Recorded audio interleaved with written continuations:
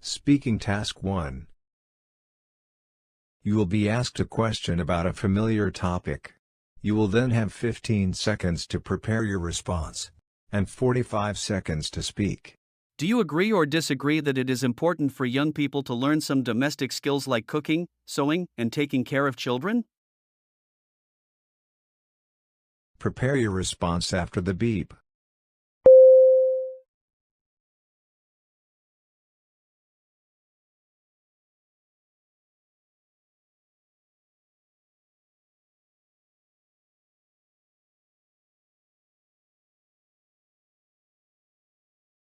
Start speaking after the beep. I absolutely agree that it's important for young people to learn domestic skills like cooking, sewing, and childcare. In my view, these skills are critical for life and can greatly benefit people in different situations regardless of age and gender. For instance, knowing how to cook can save money and provide healthier food options. Additionally, basic sewing skills can come in handy for fixing minor clothing issues instead of buying new ones, which is both eco-friendly and economical. Lastly, knowledge about childcare is crucial, especially as one grows older and starts a family. These skills not only promote independence, but they also prepare the youth for the practical side of life. Speaking Task 2. You will read a short paragraph and then listen to a conversation between two people. You will have 50 seconds to read the paragraph. After, you will get a question about what you read and heard. You will have 30 seconds to prepare your response and then 60 seconds to give it. You have 50 seconds to read. Start reading after the beep.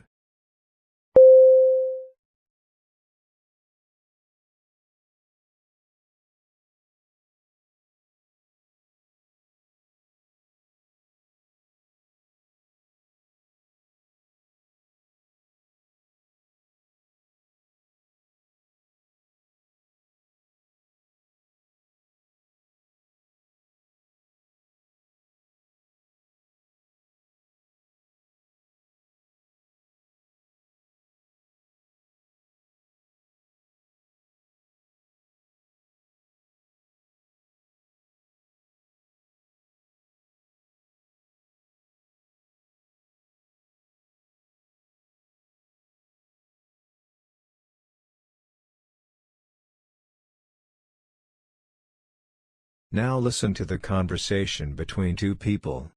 Can you believe that they're asking us to pay 50% more for the gym?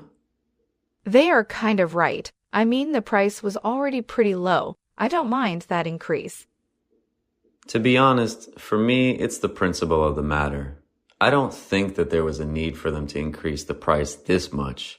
Yes, the price was low, but it should continue being that low. Why do you think it shouldn't change? I think that the reasons they gave were legitimate. You might say that we should pay a little bit more for the new facilities, but besides the addition of the new showers, which, to be honest, I don't think we need, the other things, such as treadmills and new rooms, aren't expensive. Come on, it would be expensive to build a new room for weightlifting. That's the thing. They will actually build nothing. They will simply partition the space that they already have. They will put up some walls. Okay, but they still need to pay for the operating costs. What operating costs? I mean, they do have operating costs, but the price of the water and the electricity hasn't increased. So I don't know what operating costs are higher. They own the land on which the gym is located, so the lease is not going up for them. Well, I don't mind. I will keep on going. What does the male student think about the increase of the price for the university's gym? Prepare your response after the beep.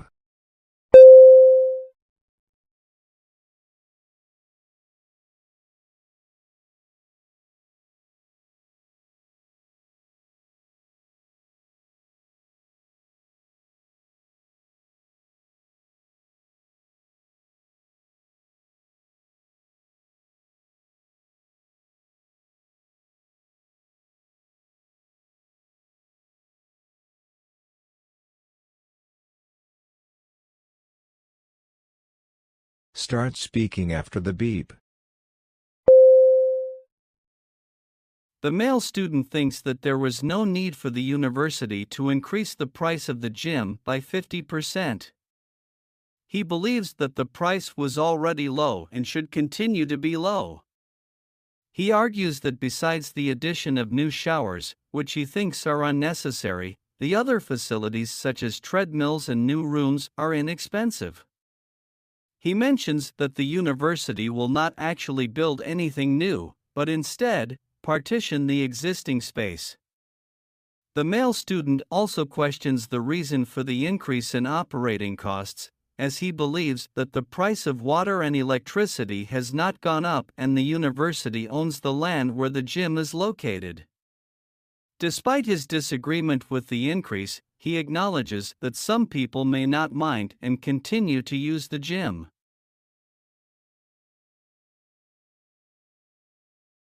Speaking Task 3. You will read a short paragraph about an academic topic, then listen to a lecture about it. You will have 50 seconds to read the paragraph. After, you will get a question about what you read and heard. You will have 30 seconds to prepare your response and then 60 seconds to give it. You have 50 seconds to read. Start reading after the beep.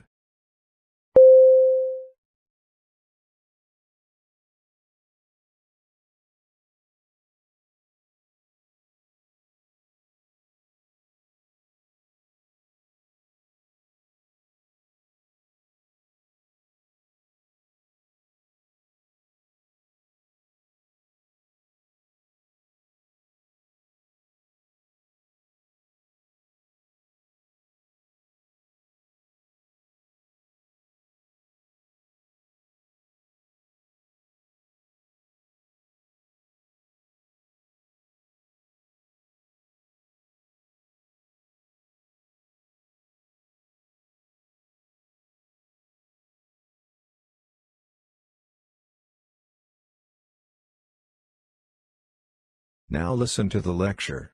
In this lecture, we will be discussing two types of organizational structures. One of them is called the functional organization, and the other one is the flat organization. The functional organization is a classical organizational structure where the employees are grouped hierarchically, managed through clear lines of authority, and report ultimately to the one person who is on top. This is basically what we think about when we talk about companies where we have a CEO on top with the top management underneath him or her, who then pass down the orders onto the middle management and then on to low management. This style is more suited for middle-sized and big companies. It helps them organize better the different departments they might have. The flat organization is the complete opposite to this.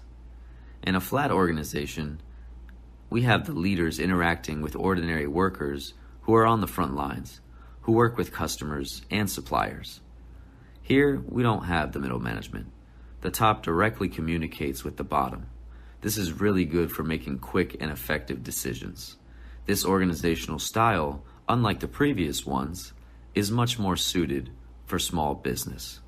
Describe the two different types of organizational structures that the professor talks about. Include points and examples from the lecture. Prepare your response after the beep.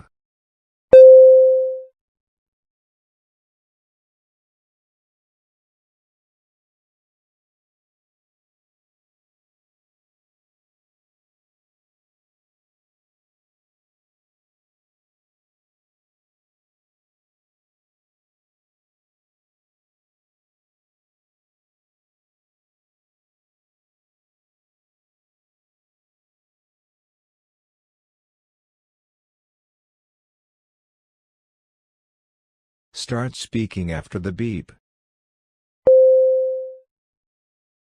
The professor talks about two different types of organizational structures, functional organization and flat organization.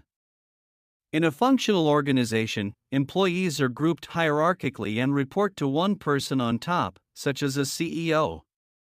The top management then passes down orders to the middle management and then to low-level management. This structure is commonly seen in middle-sized and big companies. On the other hand, a flat organization is the complete opposite. In a flat organization, leaders directly interact with frontline workers who have direct contact with customers and suppliers. There is no middle management in this structure. This type of organizational structure is more suitable for small businesses as it allows for quick and effective decision-making.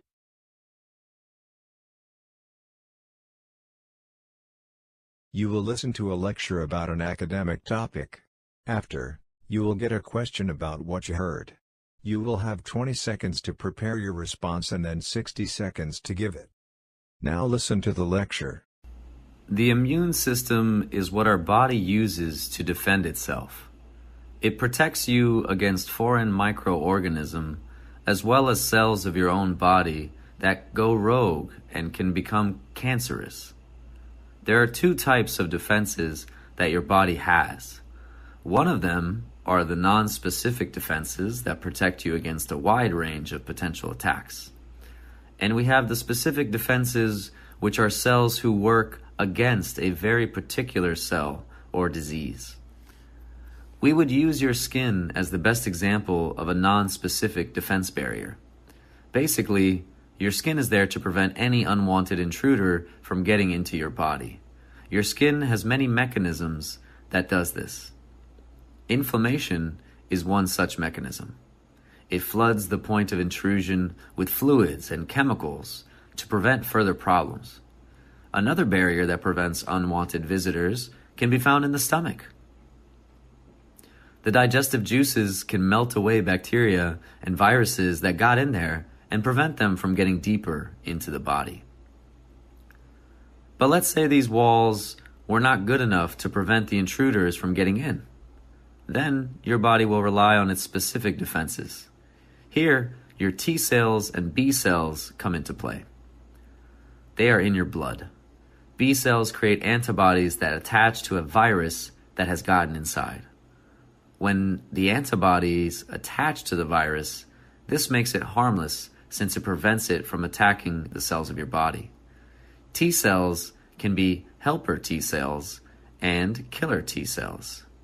Helper T cells are alarms that activate the B cells into producing the antibodies, while the killer T cells kill your cells that are infected by the virus. The reason why we say that T and B cells are part of the specific defenses is because they are connected to a specific virus. Describe the non-specific defenses and specific defenses that the professor talks about. Prepare your response after the beep.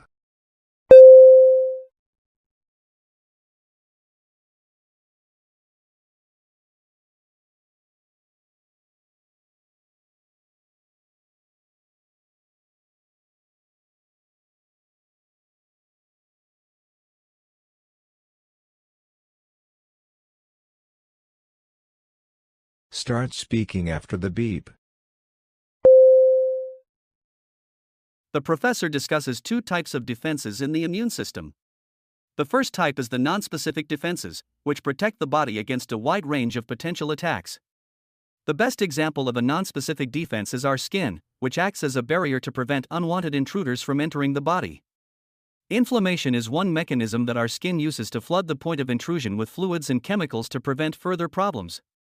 Another barrier can be found in the stomach, where the digestive juices can melt away bacteria and viruses. The second type of defense is the specific defenses, which are cells that target a specific cell or disease.